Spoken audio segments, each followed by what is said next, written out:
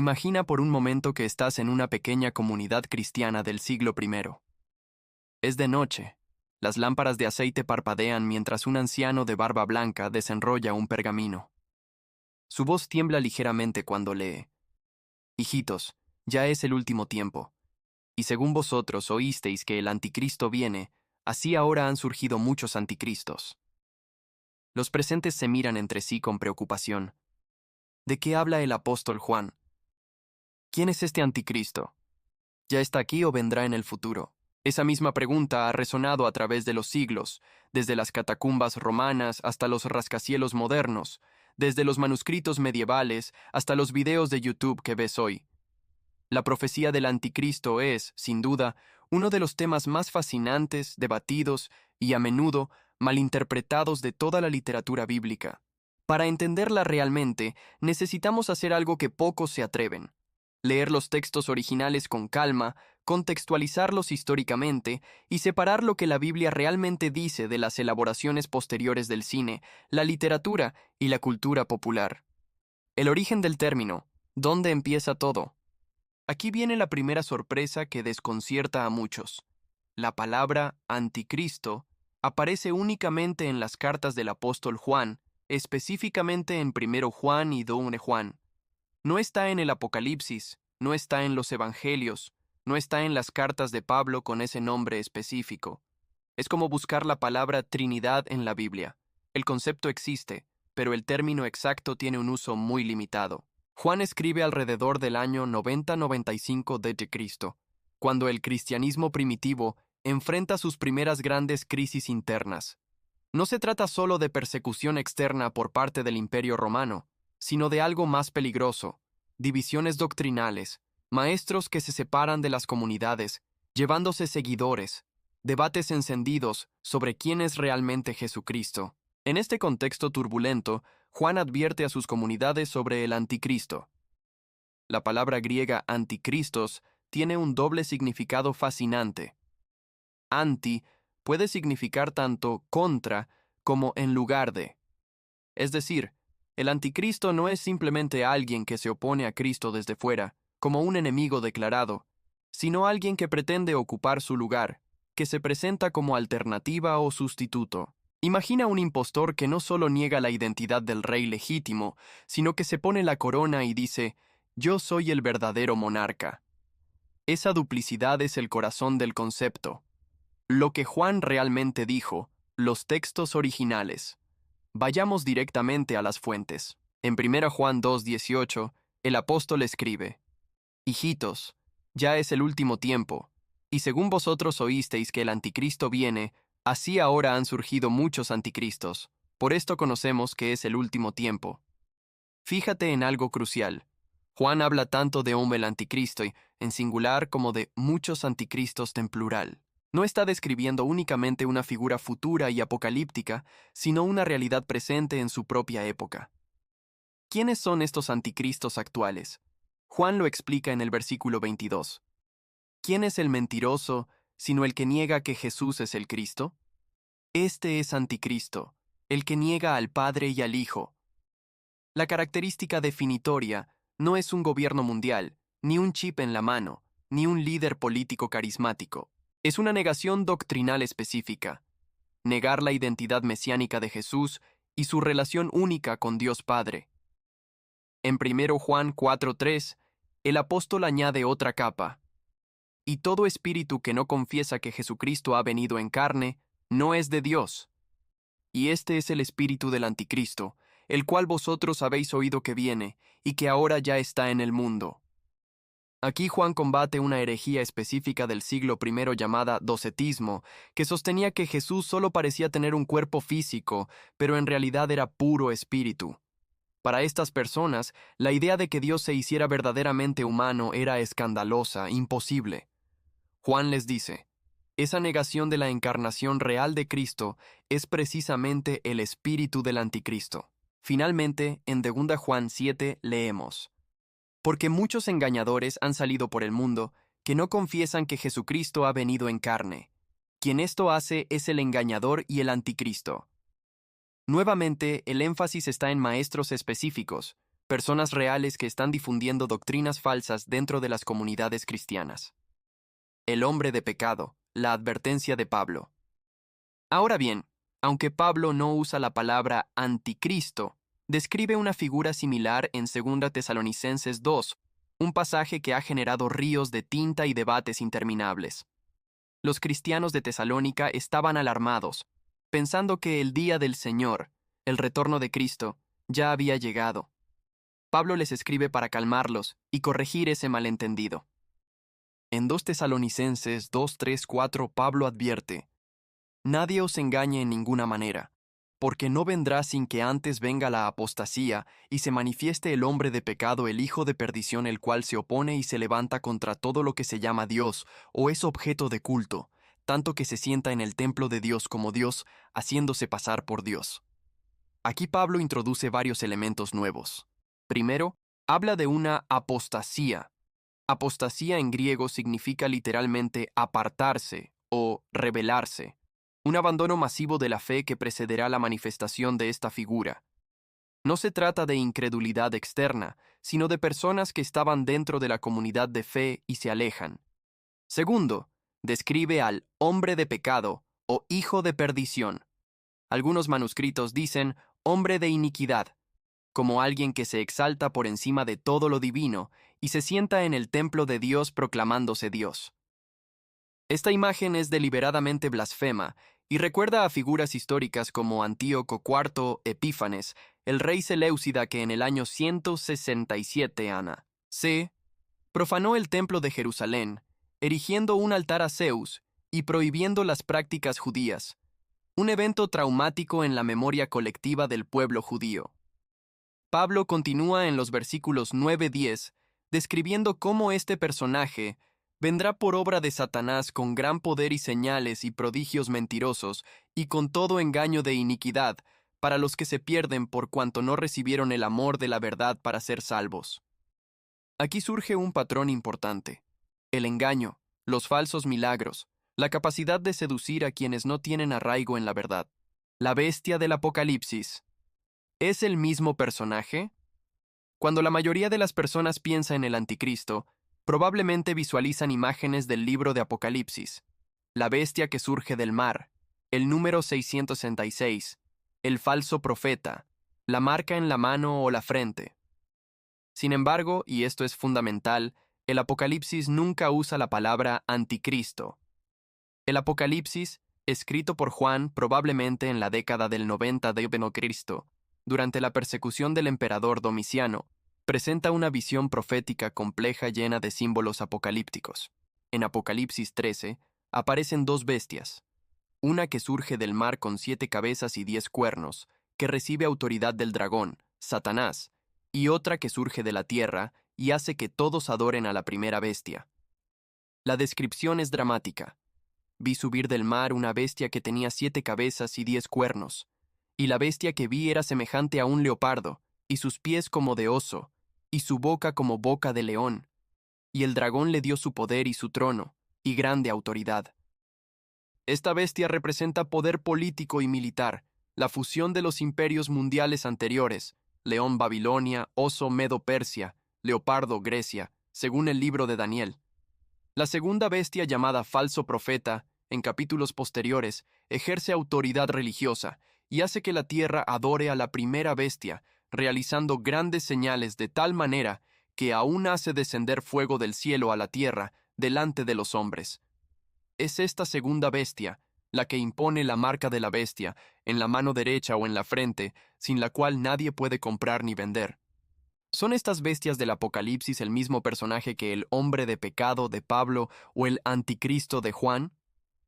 La tradición cristiana posterior las ha fusionado en una sola figura, pero los textos bíblicos no hacen esa identificación explícita. Muchos eruditos ven más bien un patrón recurrente: sistemas de poder político-religioso que se oponen a Dios, oprimen a su pueblo y exigen adoración idolátrica, patrón que se repite a lo largo de la historia. Daniel y las raíces del concepto. Para entender completamente la profecía del anticristo, debemos retroceder varios siglos hasta el libro de Daniel, escrito durante el exilio babilónico en el siglo VI a.C. Daniel contiene visiones proféticas sobre una sucesión de imperios mundiales y sobre un cuerno pequeño, particularmente blasfemo y perseguidor. En Daniel 7:8, Daniel ve otro cuerno pequeño, que surge entre 10 cuernos, que tenía ojos como de hombre y una boca que hablaba grandes cosas. Este cuerno hablará palabras contra el Altísimo, y a los santos del Altísimo quebrantará, y pensará en cambiar los tiempos y la ley, y serán entregados en su mano hasta tiempo, y tiempos, y medio tiempo. Esos 3 tiempos y medio, interpretados como 3 años y medio, aparecerán repetidamente en la literatura apocalíptica posterior. Daniel 9:27 habla de alguien que, por otra semana, confirmará el pacto con muchos. A la mitad de la semana hará cesar el sacrificio y la ofrenda. Después, con la muchedumbre de las abominaciones, vendrá el desolador. Esta abominación desoladora es mencionada también por Jesús en Mateo 24:15, conectando las profecías de Daniel con eventos futuros. El contexto histórico inmediato de estas profecías fue Antíoco IV Epífanes, pero tanto Jesús como los escritores del Nuevo Testamento ven en estas figuras patrones que se repetirán, arquetipos de la oposición a Dios que culminarán en un momento escatológico final. Las advertencias de Jesús: falsos cristos y falsos profetas. En el llamado Discurso del Monte de los Olivos, Mateo 24, Marcos 13, Lucas 21, Jesús advierte repetidamente a sus discípulos sobre falsos mesías y falsos profetas que vendrán antes del fin, porque se levantarán falsos cristos y falsos profetas, y harán grandes señales y prodigios, de tal manera que engañarán, si fuere posible, aún a los escogidos. Es significativo que Jesús no habla de un anticristo singular, sino de muchos falsos mesías y profetas. Y añade algo crucial. Así que si os dijeren: mirad, está en el desierto, no salgáis, o mirad, está en los aposentos, no lo creáis. La advertencia de Jesús se centra en el engaño, en la capacidad de estas figuras de seducir incluso a personas comprometidas con la fe mediante señales impresionantes. La historia confirma la precisión de esta advertencia.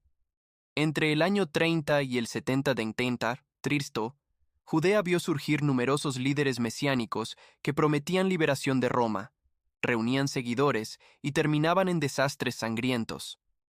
Josefo, el historiador judío, registra varios de estos movimientos. El patrón continúa hasta hoy. Líderes carismáticos que se presentan como enviados divinos, realizan milagros, demandan lealtad absoluta y dejan devastación a su paso. Características comunes: un perfil compuesto. Si reunimos todos estos textos bíblicos, podemos construir un perfil compuesto de las características que la Escritura asocia con el espíritu anticristo, y según algunas interpretaciones, con una figura culminante futura. Negación doctrinal. En el núcleo está la negación de la identidad de Jesucristo, específicamente que Jesús es el Mesías divino venido en carne. No se trata de ateísmo ordinario, sino de una falsificación religiosa que usa lenguaje cristiano mientras niega verdades fundamentales. Engaño y seducción. Todas las descripciones enfatizan la capacidad de engañar mediante señales, prodigios y retórica persuasiva. No es un enemigo burdo y obvio, sino un impostor sofisticado que seduce incluso a personas religiosas. Apostasía interna. El anticristo surge del contexto religioso, no fuera de él. Son personas que estaban dentro de la comunidad de fe y se separaron, llevando a otros con ellos. Esto lo hace más peligroso que la simple persecución externa. Exaltación propia. La figura del hombre de pecado se caracteriza por una arrogancia blasfema, sentándose en el templo de Dios y proclamándose divino. Es la idolatría humana llevada a su extremo. Poder político religioso. Las bestias del Apocalipsis combinan autoridad política, militar y religiosa. No es solo un líder político, ni solo un líder religioso, sino una fusión de ambos que exige adoración total. Persecución de los fieles. Todas las descripciones incluyen oposición violenta a quienes permanecen fieles a Dios. El anticristo no tolera la disidencia ni la lealtad rival. Limitación temporal.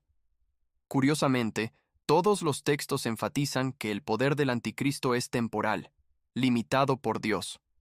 En Daniel son 3 tiempos y medio, en Apocalipsis 42 meses, y Pablo dice que el Señor lo destruirá con el resplandor de su venida. Interpretaciones, a través de la historia.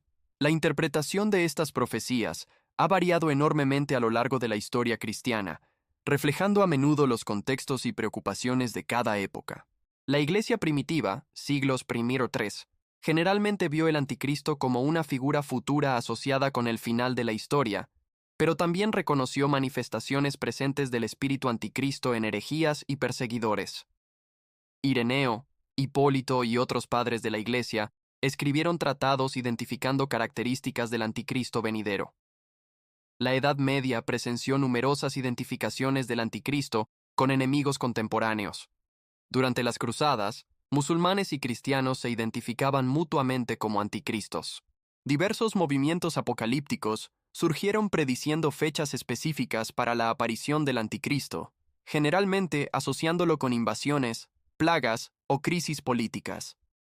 La Reforma Protestante, siglo XVI, introdujo una interpretación controvertida pero influyente. Muchos reformadores, incluyendo Lutero Calvino y los redactores de las confesiones protestantes, identificaron al papado como el anticristo, o al menos como una manifestación del sistema anticristiano descrito en 2 Tesalonicenses y Apocalipsis. Esta interpretación se basaba en la percepción de que el Papa reclamaba autoridad divina, se sentaba en el templo, la Iglesia, y había llevado a la apostasía mediante doctrinas contrarias a la Escritura. La Iglesia Católica, naturalmente, rechazó esta interpretación. El dispensacionalismo, siglos XIX-XX, un sistema de interpretación bíblica desarrollado principalmente por John Nelson Darby y popularizado en América del Norte, introdujo un esquema detallado de eventos futuros que incluía un anticristo futuro literal que gobernaría el mundo durante una tribulación de 7 años. Esta interpretación, difundida por la Biblia de Scofield y la serie de libros y películas Left Behind, ha dominado el pensamiento evangélico popular sobre el anticristo durante el último siglo, aunque no es compartida por todas las tradiciones cristianas. Enfoques contemporáneos incluyen una diversidad de perspectivas. Algunos mantienen una expectativa futurista de un anticristo personal venidero. Otros ven el concepto principalmente como un patrón espiritual recurrente de oposición a Cristo que se manifiesta en diversos contextos históricos. Algunos enfoques historicistas ven las profecías cumplidas a lo largo de la historia de la Iglesia en diversos sistemas y figuras opresivas. El anticristo en la cultura popular. Es imposible hablar del anticristo hoy sin reconocer cómo la cultura popular ha moldeado la imaginación colectiva, a menudo alejándose significativamente de los textos bíblicos. Películas como La Profecía, de Omen, 1976, presentaron al anticristo como un niño poseído llamado Damien, hijo literal de Satanás, con el número 666 marcado en su cuero cabelludo. La trilogía convirtió el concepto en horror gótico, mezclando elementos bíblicos con invención cinematográfica. La serie Left Behind de Tim LaHaye y Jerry Jenkins, vendiendo millones de copias y generando múltiples películas, dramatizó una interpretación dispensacionalista específica.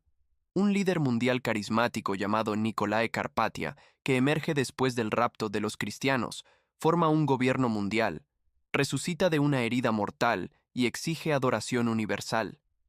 Aunque basada en una lectura particular de la profecía bíblica, la serie añade detalles dramáticos no encontrados en la Escritura.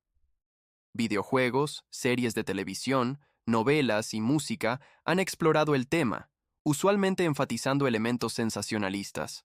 Conspiraciones globales, tecnología de control, líderes políticos carismáticos pero siniestros, y escenarios apocalípticos. Estas representaciones culturales han creado una teología popular del anticristo que a menudo eclipsa el estudio cuidadoso de los textos bíblicos originales.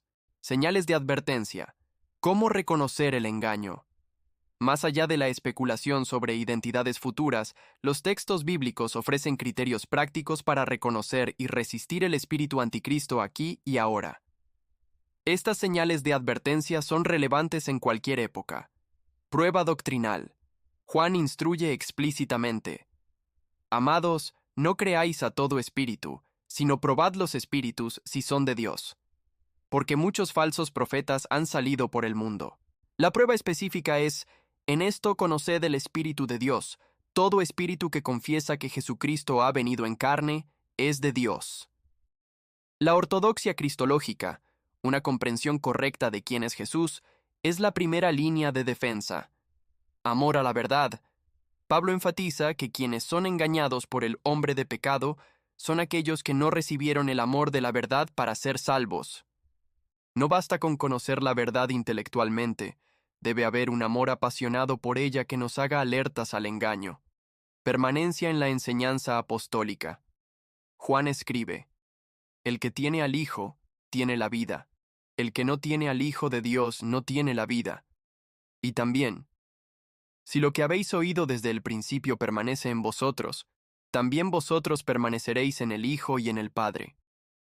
La continuidad con la enseñanza original es crucial. Discernimiento de frutos. Jesús enseñó: por sus frutos los conoceréis. Un líder o movimiento puede hablar correctamente, realizar señales impresionantes, pero si produce división, orgullo, explotación o alejamiento de la verdad revelada, algo está mal. Comunidad y rendición de cuentas. El anticristo opera separando a personas de la comunidad de fe. Juan menciona que salieron de nosotros, pero no eran de nosotros, porque si hubiesen sido de nosotros, habrían permanecido con nosotros. La integración en una comunidad cristiana madura, con liderazgo responsable y rendición de cuentas mutua, ofrece protección contra el aislamiento que facilita el engaño. Lecciones prácticas para hoy. Entonces, ¿qué hacemos con toda esta información? ¿Cómo vivimos a la luz de estas profecías sin caer en la especulación obsesiva ni en la indiferencia negligente? Mantén las prioridades correctas. Jesús, después de advertir sobre falsos profetas y tribulaciones, inmediatamente añade: pero del día y la hora nadie sabe, ni aun los ángeles de los cielos, sino solo mi Padre. No estamos llamados a descifrar calendarios proféticos detallados, sino a estar preparados espiritualmente en todo momento. Enfócate en el Cristo verdadero. La mejor defensa contra el anticristo es un conocimiento profundo y una relación genuina con Cristo verdadero. Si conoces íntimamente la voz del pastor, reconocerás cuando alguien más trata de imitarla. Vive con esperanza, no con miedo.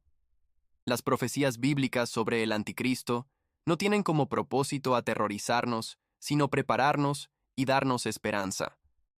Todas terminan con la victoria de Cristo. El anticristo es una figura transitoria y limitada. Cristo es eterno y soberano. Resiste la tentación de identificar prematuramente. La historia está llena de identificaciones fallidas del anticristo. Nerón, Napoleón, Hitler, diversos papas, líderes políticos contemporáneos. Cada generación ha estado segura de que vivía en los últimos tiempos. Esta especulación constante ha desacreditado la fe cristiana y distraído de prioridades más importantes. Aplica los principios universalmente. Aunque puede haber o no una manifestación culminante futura, el espíritu del anticristo opera ahora en múltiples formas. Sistemas de pensamiento que niegan a Cristo, estructuras de poder que exigen lealtad idolátrica, movimientos religiosos que falsifican el Evangelio. Todos estos participan del patrón anticristo y deben ser reconocidos y resistidos. El panorama completo. Al final, la profecía del anticristo debe entenderse dentro del panorama más amplio de la narrativa bíblica. La Escritura cuenta la historia del conflicto cósmico entre el reino de Dios y las fuerzas de la rebelión, entre la verdad y el engaño, entre Cristo y todos los poderes que intentan usurpar su lugar. Este conflicto no comenzó en el Nuevo Testamento. Desde Génesis 3, cuando la serpiente susurra, «Seréis como Dios», el impulso de reemplazar a Dios con algo creado, ya sea uno mismo, un líder humano, una ideología o un sistema, ha sido la tentación fundamental de la humanidad.